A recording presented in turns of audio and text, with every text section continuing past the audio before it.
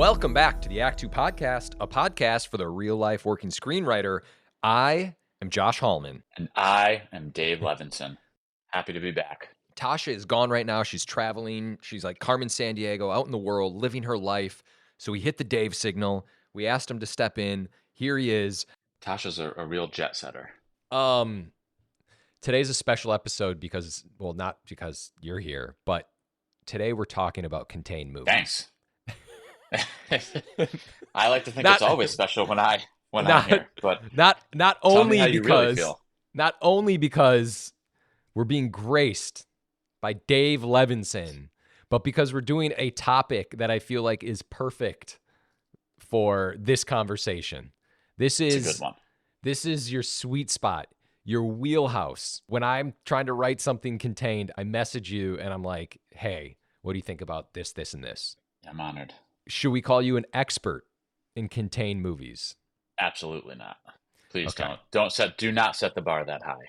Okay, so we have an expert, but Dave Levinson, and I'm talking to you, and right behind you is your Welcome Home poster, which is a contained movie. What's funny is that when we were texting about this, and so that this was the topic, and so I was thinking like how I approach writing a contained movie. I was like, oh, like what do I usually do different from when I'm writing a non-contained movie? And all of a sudden I realized, wait, how do I write a non-contained movie? Because I feel like probably 75% of the scripts that I've written have been contained. Certainly, I think almost everything that I've had success with. When you first started to write, were you like, it's because I want to write contained movies? Not at all. Did you just know? Okay. No, not at all. Oh wow! So you just fell into. All right, we're gonna get into that. We're gonna get into that. Right. But yeah, because we're gonna talk about all things contained movies, ones that we love, why some work, why some don't work, and we're just gonna kind of dive into it because contained movies, I feel like right now is such a appealing thing if you're a screenwriter when you're talking to your reps or you're talking to a producer, you're talking to an executive, whatever, and you're saying, all right, I've got this idea and it's contained. And like all of a sudden their ears like perk up. You're like, okay, go on, because they're usually set in a few locations, occasionally one location. This is some things I jotted down, just correct me if I'm wrong. They're associated with thrillers for the most part, most of the time. Mm-hmm. Movies like Phone Booth, the Colin Farrell classic, Panic Room, the Fincher classic. I feel like Panic Room is whenever I'm coming up with a contained idea, which is often, I feel like Panic Room is the first comp that I always think of. That's at the top of the list for me. Oh, we're going to get into Panic Room. I've got some Panic Room thoughts. The movie Buried. Have you ever seen this movie? With the Ryan Reynolds movie? Really? Yeah, not in a long time, but I saw it, I think, probably 10 years ago or so, around the time when it came out. And he's just buried in one location. He's in a coffin. Have you seen it? No. Oh, you haven't? I've just read about it because does it do flashbacks or anything? I don't remember. That's a good question. I don't remember. Okay. But that guy, the screenwriter of that movie, Chris Sparling, he's like the king of the contained thriller. Oh, I didn't realize Chris Sparling wrote that. Yeah. He also wrote ATM, which essentially takes place in an ATM booth. And a few others. Yeah, that dude crushes the contained thriller genre. I always struggle with like one location stuff and how we're going to talk about all this, but the one location thing, like writing something in a coffin or an ATM. I mean, that's like Buried is next level because it's essentially one character in a coffin making phone calls. Another one that I thought about in preparing for this podcast was Locke. Have you ever seen Locke? Oh, I've never seen it, but that's just a car ride, right? Yeah, that's Tom Hardy driving a car and having a series of phone calls on his Bluetooth in his car for an hour and a half or however long the movie is. Which, like, I feel like that and Buried, those, that's like level extra difficulty. So, contained movies are usually associated with a smaller budget. Is that fair to say? Yeah, I think that's what makes them so appealing from a screenwriter standpoint, because whenever I'm, trying to come up with my next idea, what am I going to write next? any time that I have something that is contained to, minimal locations and minimal characters, that in my mind automatically means that it is more likely, there are better odds that you can get that produced. Absolutely. I feel like that's you're I was going to touch on this, but you're speaking to the appeal of the contained movie from a screenwriter's point of view. It's always Right, something which that, I think is, I mean, we can get into, like how you approach characters and how you approach location, but yeah. from, I guess, the sort of business minded perspective of a Hmm. screenwriter, if your goal is to get movies made, then writing a high concept movie that is contained to one or a couple locations, I think that's always going to put you kind of ahead of the game as far as being Yeah. able to raise financing, because the budget is always just so much more manageable. And well, speaking of that, in my in-depth research for this episode, I was trying to find the most expensive contained movie. Oh, I think it's Gravity. If you consider that makes Gravity a sense. contained movie. How Um, much? it was $100 million. That's pretty big. That's a pretty expensive movie. That's a Um, pretty expensive contained thriller. Also, what's interesting, we can chat on this in a second. Die Hard, contained Hmm. movie. There's a lot of haunted house movies that are contained. There are a Yep. few lighter movies that I was trying to figure out, a little comedy, dramedy action. Like I wrote down 16 Candles, Clerks, Mallrats, Airheads. I was struggling to figure out recent kind of lighter contained movies and the comedies that are contained. Can you Yeah. think of any off the top of your head? Not off the top of my head, which makes me feel bad because I'm sure they're out there. No, for sure. Someone's listening to Yeah. this right now thinking you freaking idiots. But But yeah, like you said, whenever, and I mean, it's also because it's the genre that I write, but whenever I think of contained movies, my mind just immediately jumps to either thriller or horror. okay. So we're gonna dive in, but I'm gonna do a little rapid fire with you. All right. This portion is called contained or not contained. Oh, this is like Right? a game show. Yeah, it's a game show. Nice. Okay. Okay, are you ready? And you I'm have to ready. tell and then you have to say why it is or is not. Okay. I didn't I'm tell in you the about hot this, by seat the way. here. No, Yeah, you no, didn't. for sure. All right, you ready? Get Out. Contained, because almost the entire movie takes place in the parents' house. Disturbia.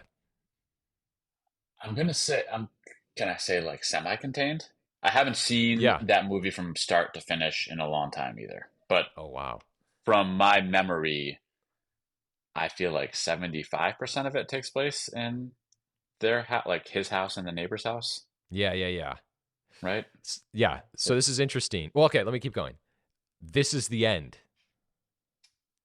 The Oh, Seth Rogen, James yeah, Franco movie. that's a contained comedy. Oh, it is. I was thinking.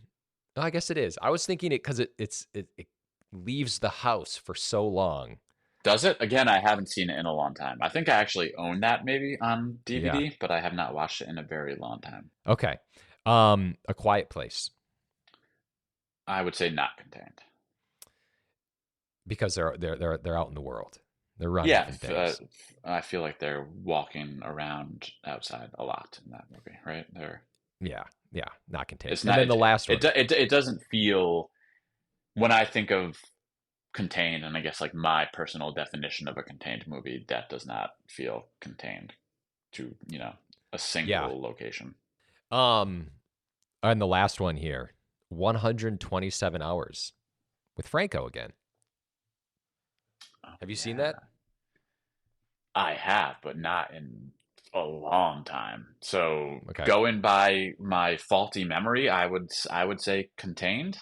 I mean, I think it is. I know in the setup he's kind of, he's out and about and hiking into this certain canyon and whatever.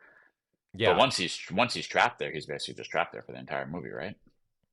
Yeah. That's what I was trying to figure out. Like, is when writing a contained film, I think I've just, by the way, broken the record on a podcast for saying contained. I'm like just started. It's an important record. I was just trying to think of the ratio of, okay, it's set here in one location for 50% of the movie, and then it goes into the wilderness for the other 50% of the movie. Like, is that Hmm. technically a contained movie? I would say that my personal barometer would be 75%. Or if it's, Oh, if it's split, if the movie is split between two locations or yeah, two and a half, three locations, I would also consider that contained. I It's really agree. to me it's just the minimal amount of locations that are needed to shoot the movie. I kind I of like actually, I've bumped up against this question with one idea of mine that I've definitely pitched to you before, but it's where it follows a woman who's hiking in the mountains mhm, and sort of runs into a dangerous character, and it becomes a sort of survival slash revenge thriller yeah, on this mountain. And as I've worked on that, every time that I go back to it, I'm always like, is this a contained thriller? I'm not sure. I don't know if it yeah. counts or not. What would you say? I If say if a movie just absolutely. takes place on a mountain, but it's not just in one specific spot on the mountain, Well, it's but it's still just a out. It's location. it's in the wilderness. It's in the wilderness, But contained. then I guess if that counts as contained, then A Quiet Place probably counts as contained. That's where it gets a little murky. All right, send us a message if you have any thoughts on this. This is like Yeah, I'm this is settle this what it for us, please. settle this for us. Yeah. All right. All right. Let's dive in a little more. Dave, Josh. what what are some of the most important characteristics of a contained movie? I mean, the two most important things in my mind when I'm approaching writing something that's contained are number one. I mean, no matter what I'm writing, number one is always character. Mhm. And I think one of the reasons why I love writing contained stuff is because it allows you to really drill down on the characters. You take your characters and you put them in you essentially trap them in one place, and then the key is getting exploiting the dynamic between the characters. For me, is always the key. you Yeah. you take these characters that are going through whatever internal conflict they're having with each other, and you trap them in hopefully an interesting location and have some sort of external threat threatening them. That's Yeah. a threat threatening them. And yeah, and so it's like the whatever that external threat is, it has to serve to heighten the internal conflict. You and I were talking before this, and I you forget how important location is. It's a character. It's like the Hmm. second or third or fourth or fifth character or whatever it is. And I feel like you really kind of have to approach a location in that regard of like, okay, how can the location be if it's the outdoors, what are the elements? Are there animals? Are there, like all these things? If it's inside of a coffin, okay, you're losing air. If you're anywhere, like I feel like that's such a important aspect. And maybe that has to do like can location tie into character? I feel like it all is Absolutely, I think, yeah. interconnected, But right? my number two most important thing when I'm approaching writing it is always obviously location, and Oh, that's because yeah, I mean you have to pick an interesting location, and it forces you, I think, to be clever in how you create and ratchet up the tension throughout the movie. yeah. And the I think the way to do that is it's really important to just utilize the space that you're in really exciting and unpredictable ways. Hmm. So, like you said, a coffin, you're running out of air. Dude, going You back know, to Die Hard, which is probably maybe without really thinking too hard on this, the greatest contained action movie, possibly. I Um, would say the greatest action movie, period.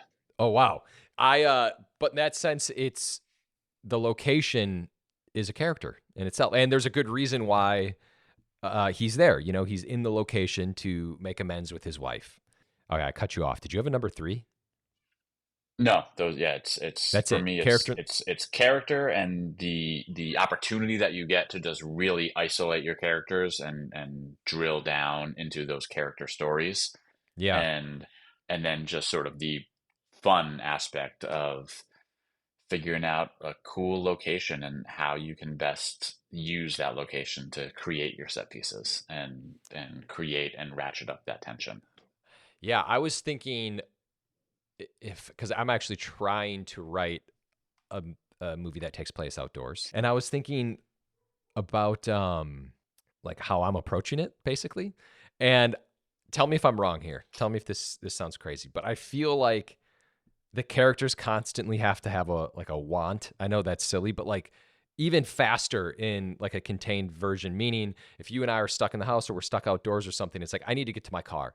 We get to the car, it doesn't work. Okay, I need to get over here to get the second set of keys. But all these character moments are kind of happening along the way.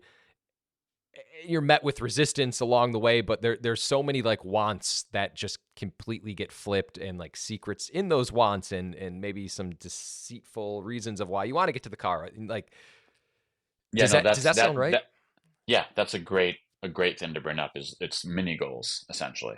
Oh And Jesus, I could have just said mini goals. but you perfectly defined what a mini goal is right there.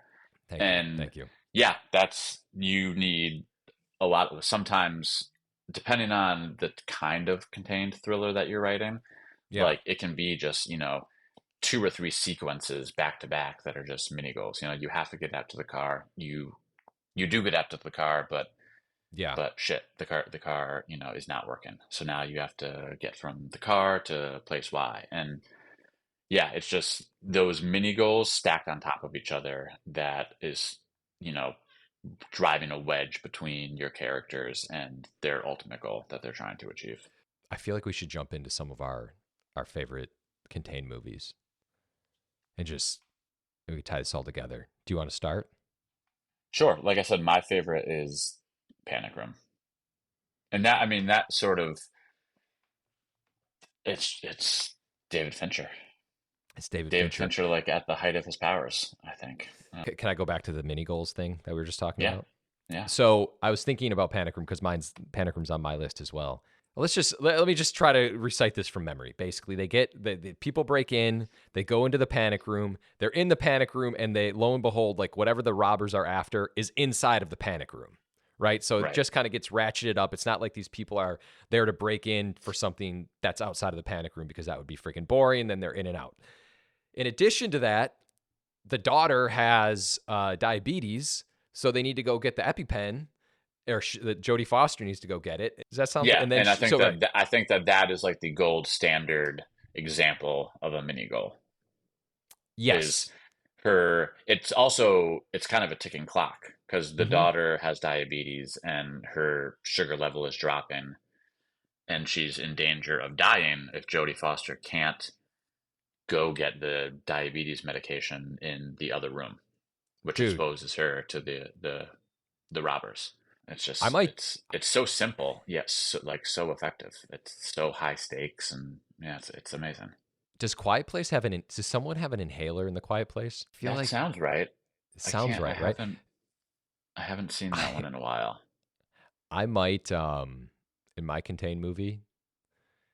I think we might. There's going to be something that gives a ticking clock. I didn't even realize it until we just started to talk about it. Freaking Yeah, love it. because also Buried, there's a ticking clock. He's in a coffin, and Yeah, I think in Buried, there's also he's like on the phone with the people who put him in the coffin, and they're making a ransom demand. So I think he's trying to somehow, respond to this ransom demand in a certain amount of time. Otherwise, they're just gonna leave him buried there, and he'll yeah, yeah. eventually, obviously, run out of air, buried in a coffin. You know, it's interesting because going back to what you said about, the character's obviously the most important location, and now we're adding mini goals and then a ticking clock. I feel like we're like building the foundation to what a contained movie needs, essentially. Like now that we're talking it through organically. Yeah, in real time. Um, in real time. The other good thing about Panic Room, well, one of the many great things, is there's that moment where they try to put gas inside of the panic room, and then Jodie Foster Mhm. lights the fire, and then that's just another obstacle that happens along the way. They're like, oh my god, we're gonna get poisoned if we don't get out of this place, and it's freaking brilliant, man. Is there anything else that I'm missing that you loved about Panic Room? I think we covered it. Yeah, It's just just the tension. a flawless thriller with I feel incredible filmmaking. I feel the same way. Okay, I don't know how many you have on your list, by the way, but I just jotted down a bunch that I feel comfortable talking about. Yeah, go for it. Um, Ready or Not. Oh, somehow I didn't even think of that one. Yeah, I love I, Ready or Not. I freaking love Ready or Not. This is one of my like I don't want to say favorite movies in like but it's like high up in terms of like most enjoyable viewing experiences that I've had in a very long time in Yeah, like the that last movie's a 10 years. blast. I genuinely I can't believe that I didn't think of that. For those who have not seen Ready or Not, it's essentially about a newlywed couple. The new wife, they just got married, right? Yeah. The new wife comes over to this really eccentric family. Every time someone gets married, they play a game. And am I wrong about this? You're looking at me like I might be wrong about No, Ready no, or no. Not. This is no. I'm just following. Yeah. Okay, and then it turns into a game, and basically they're all trying to kill the girl, and it's contained within the house, and she's trying to survive. And there's also kind of like this nice little heightened element throughout the movie where it's like a cult of a family. But what's so great about it is there's a ticking clock. They think she's like she could die if she gets caught. Her husband is kind of helping her, but also not trying to betray his family. Then the brother-in-law is helping her, and she's just trying to escape this house the entire time, and they're like putting all these obstacles in the way. Oh, and in addition to the ticking clock is that they have to kill her by sunrise, otherwise they believe that they're all going to die. What a concept. Yeah, it's so much fun. And mainly I love it because it's just like a chase movie about like they're chasing this girl and then she's just fighting back against the family. Like that's probably my sweet spot in terms of things that I love. Is like the average It is a person. very Josh movie. Should have written that movie, but anyway, all right, go. All right, my second one, which this is good back to back with Panic Room because I feel like it's two sides to the coin. I was Panic Room, as we touched on, is a phenomenal example and model of mini goals and ratcheting up the tension throughout the movie. My number two movie that I rewatch all the time whenever I have a contained idea is The Invitation, The directed by Karen Invitation. Kusama, The Invitation. which Am I is saying about an LA dinner party gone horribly awry. Oh, yes. I know The Invitation. Yeah, I love that movie. And where Panic Room is the perfect example of mini goals and exploiting your location really creatively. The Invitation is the perfect example for me of taking a group of characters with secrets and troubled backstories and putting them in one location in a house in the Hollywood Hills in this instance, and just really, really, really, squeezing every drop out of that interpersonal conflict that you can. Hmm. And what's interesting about The Invitation, too, is that if you haven't seen it, it's essentially a couple goes to a dinner party in the Hollywood Hills. It's thrown by the guy's ex-wife and her new husband, Drama. who as the movie unfolds, it becomes quite clear that they've joined a cult, um, which stems from there was a tragedy in our main protagonist, this guy and his ex-wife. They had a personal tragedy between them, and the way that she dealt with it is she went off and joined a cult. And as the night unfolds, this dinner party essentially becomes a recruitment effort for the cult, and they're Yeah. trying to recruit all of their friends into this cult. What's interesting about the setup is that, whereas in Panic Room, Jodie Foster and Kristen Stewart are trapped in this panic room by this violent threat right outside, right? These violent home intruders. Yeah. There are ample opportunities for our characters to leave this dinner party, Hmm. and they choose not to And a lot of that comes from, you know, the social the social awkwardness of it. It's the socially awkward situation where they don't want to offend their hosts, right? And Yeah. so they stay, they rationalize, why they should stay. And then as they do, it's a really small movie. As they do, it's just this character journey unfolding as this cult recruitment effort becomes more and more dangerous. Hmm. I got to And see then this. It's, have you never seen it? I don't know. I have not. Oh, I dude, thought I it's so did, good. but I just looked and there was a movie in like 2022 that I saw. I don't think that's the movie you're talking about. You're talking about the vampire one. Yes, I'm talking about the vampire one. Yeah, this is not the vampire one. This Damn. the version of the invitation that I'm talking about has one of my favorite final shots of a movie ever. That like What year? I want to geek out about really badly right now, but I also am not going to spoil it for you and all of our listeners. It's like 10 years old. You can spoil it. I Yeah. think it's time. What's the final shot? Okay, spoiler alert. If you don't want to have the invitation spoiled for you, stop listening right here. Yeah. But so basically, as the night unfolds and gets gnarlier and gnarlier, it turns out that this is just like a murder suicide situation where the ex-wife and her new husband are just going to kill all their non-believing friends and then kill themselves. And when they do, they light up this red light in the backyard. And the end of the movie is our protagonist, and I actually kind of forget if it's like his date that survives with him, but our protagonist is outside in the backyard at this house in the Hollywood Hills, and you just hear people screaming and sirens, and you look out from the view of the hills and you just see all these red lights coming on because, Whoa. yeah, because it's happening all over the hills. So wait, people are committing suicide all over the hills? There's like a big cult? Murder, suicide, I believe. Yeah. Murder suicide. Um my next one. 10 Cloverfield Lane. Oh shit, that's a great one too. Yeah, dude. So this movie's awesome because, well, just a little recap. It's this girl. She's got some problems in the beginning with her boyfriend. She's driving somewhere. She's speeding. She gets run off the road. When she wakes up, she's chained in a basement, and she's told that the world has come to an end, or like something's happening. It's the end of the world, and John Goodman's there, and he saved her because he's the one who hit her with the car. And I love this because there's that element of like, what's going on outside? Is this person lying?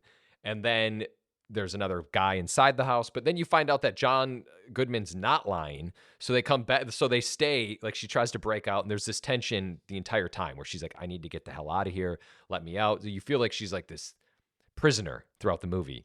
And then probably within the second act, I would say she tries to break out, and she's about to, and then there's a woman who's like melting on the outside of the door, and then she realizes, oh my God, John Goodman's telling the truth. She gets back into the house. Now she's starting to live her life with John Goodman and this other guy that is down there. And then they find out that John Goodman may have like tortured a girl down there or like kidnapped a missing girl at some point. So now he's a bad guy, and it just keeps like flipping and getting crazier, and the tension just keeps rising, essentially. Yeah, you never know who to believe. It's like one of Yes, those reliable, unreliable narrator setups, absolutely. And and which is it's so great. great because he's so fully committed, and he's not wrong, by the way. Like something actually did happen, and then she finally Yeah, breaks out, and of course it turns to a little alien action. Um, but I love this movie, man. 10 Cloverfield Lane. It's so good. It's so smart.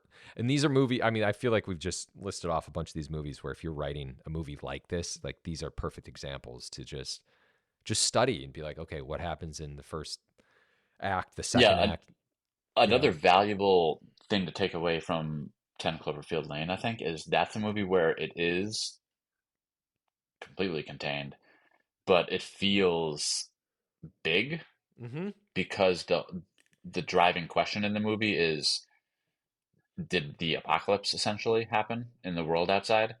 Yeah. And so the the sort of question driving the whole movie is a very, very big question. And Hmm. it makes the stakes, I guess, feel just huge. The stakes are literally the end of the world or not. It's Yet interesting. it's a I very, very, very small contained movie. Brilliant movie. Good script as well. Great I've script. never read the script. It was a spec called The Cellar, I believe, Oh, and then it that's was right. That they then like retrofitted, right? yeah, and then they put it into Yeah, the Cloverfield universe. that's right. Always interesting when Um, you hear stories like that. I should research this, and we should do an episode on movies that or scripts that have been retrofitted into like a universe. Die Hard with a Vengeance was also, right? Yeah, yeah. We Yeah, talked about that. yeah. All right. Do you have another? My next one would probably be, and I've waxed poetic about this on a previous favorite horror movies episode, but would be The Strangers, which I think is Oh, just yeah.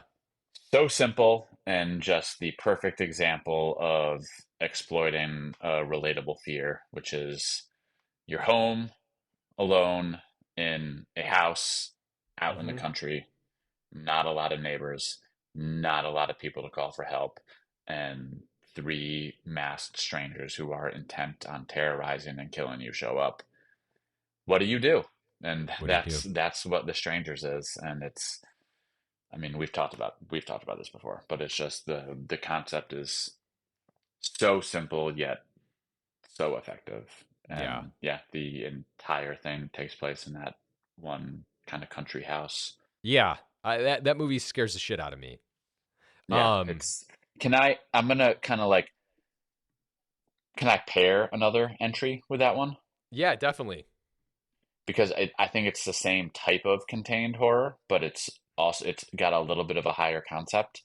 Yeah. Is Hush by Oh, written and directed by Mike Flanagan. Flanagan. Yeah, Yeah, that's a which great movie. you know my affinity for Mike Flanagan. I think that guy is the master. But Hush, if you haven't seen it, is about a deaf woman who's home alone at night in her house that's kind of in the middle of nowhere, and she Mm, gets attacked by a masked stranger. But it just, it, because she's deaf, it allows them to do a lot of just really cool filmmaking tricks, and yeah.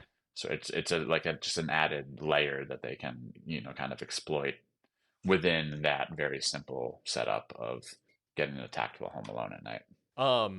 It's interesting because it almost feels like every haunted house movie is like a contained movie, and Yeah, in a one lot of ways. one that's I guess I didn't mean to say Hush and Strangers, but those are like scary movies. I guess Hmm. scary movies. And one that's on my list is The Conjuring. Yeah. Fucking scariest movie ever. We've talked about this before, but just to bring it up again, like they're just stuck in this house. I mean, like that. It's interesting because there's character dynamic, then there's ghost dynamic. They need to get out of the house. The tension in that is just unbelievable. Yeah, You know I what's don't know. interesting is just instinctively, I don't think of The Conjuring as a contained horror movie. And Wait, am I'm I wrong? and Is it and not? I'm now trying to, like, as you're talking, I'm trying to think why. And it's like you have the Annabelle opening, which is separate Okay. from the house. There's several scenes at the Warrens' house, Okay. away from the haunted house. There's the scene in where they're lecturing at college, when at a college where the mother from the parent family comes and asks Yeah. for their help. They go Okay. to a motel at one point, I think. I th- Um, so I'm looking I and I don't mean to I just don't mean to poke holes in in no. your but it was just it was interesting because I don't, it's not one that I think of when I think of contained horror. But you're Yeah. right that, I mean, the bulk of the movie absolutely happens at the farmhouse, at the haunted farmhouse. Um, So you're right. I'm taking it back. I'm taking it out of the You contained withdraw? Oh, I aspect. didn't. I didn't Yeah, mean to make you withdraw it. you did it. You did it. You've made me feel bad about my pick. I was wrong about it because when I think of that movie, it's just in a haunted house, and my bad. I didn't mean to just completely ruin the entire podcast. Should we start over? Yeah, let's do that. I But was actually one interesting entry on my list that I think goes hand in hand with The Conjuring is Paranormal Activity. that was on my list. I There we swear to you, go. it was. Yeah, it was. That was it. Well, Because that's I think that's literally just in the house, right? I don't think they ever go outside the house there. yeah, like backyard. I Or mean, do of they? They course. maybe go to there's maybe like a scene at the sister's house or something. No, that's a I'm contained getting movie. I'm getting 1 and 2 kind of muddled in my mind. No, there's Paranormal 5 of Activity them. 1 and So Paranormal yeah, Activity 2. But no, that was on my list as well. Perfect example of just building tension throughout the entire yep. movie. And And using the space because like literally that one static shot when they're sleeping and the bedroom door is open and you can just see down the hall, but it's shrouded in shadow. mm-hmm. That shot will haunt my nightmares for the rest of my life. I cannot really sleep with my bedroom door open because of that movie. So I guess it kind of had the Jaws effect on me, but in terms of closing or opening my bedroom door when I go to sleep. That's it. That was my list, by the way. Said like 4 or 5 That's my movies on list there. as well. I mean, I guess I got to throw in, since we mentioned it, Die Hard, which is Of my course. favorite action movie ever. Yeah. I was going to throw in The Raid, which is another action movie, but that's just like You know what? fighting. I've actually never seen The Raid. That's a blind spot of mine. Dude, you got to What's see The interesting Raid. with Die Hard and thinking of contained action movies is Die Hard almost started a genre of contained action movies because for a Mm-hmm. while there was like Die Hard on a blank, like Dude, Under it didn't Siege is Die it Hard didn't on a Navy almost ship. it did start Yeah. that. Absolutely. Passenger Yeah. 57, Die Hard on a plane. Yeah. There's a good amount of plane contained movies, airplane contained Oh, movies right. that we I haven't can't touched believe on. we didn't none of them really resonated with any of us or with either Yeah. of us. Well, there's Red Eye, there's The the Flight Jodie Foster Plan, one. Yeah. right? I What think about Flight there's Plan. one with Liam Neeson too, right? Oh, yeah, nonstop. Nonstop, yeah. The contained airplane genre. Yep. We disrespected the Planes. shit out of it on this podcast. Absolutely. We didn't even touch on Under Siege, anything like that. Yeah. Huh. I wonder why I didn't talk about any of those. Here's an action one. Is Speed contained?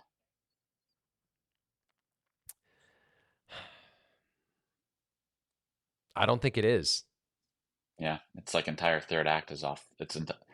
Kind of its Yeah. first act and its third act are off the bus, right? Yeah. The second act is off. And then they cut away. That's like how I feel about The Conjuring. Like they cut Yeah. away to these other people a little, like the Jeff Daniels is getting blown up at a house. They go to Dennis Yeah. Hopper. Okay. That's it. That's We it. did it. My lights are turning off in here. I'm like going dark on the screen. I guess that's a sign. Is there anything else? Anything we need to say about contained movies? I don't think so. Just that if you've never written one, I would really recommend giving it a shot. It's a lot of fun, and like I said, I think it positions you really well in the marketplace. All right. I'm going to wrap this up with our quote of the day. Are you ready? I'm ready. Get it down. Take chances. It may be bad, but it's the only way you can do anything really good. William Faulkner. The Act Two podcast is part of the Act Two network. If you need to find us, you can find us on ActTwoWriters on Instagram, ActTwoWriters@gmail.com. If you have any questions, if you need me on social media, I'm Joshua Hallman on Twitter and Josh Hallman on Instagram. Dave, he's given me the I'm not even going to talk about it look. So reach out to me. Reach out to just reach out to us. As always, the Act Two podcast is part of the Act Two network, and this episode was edited by Paul Lundquist.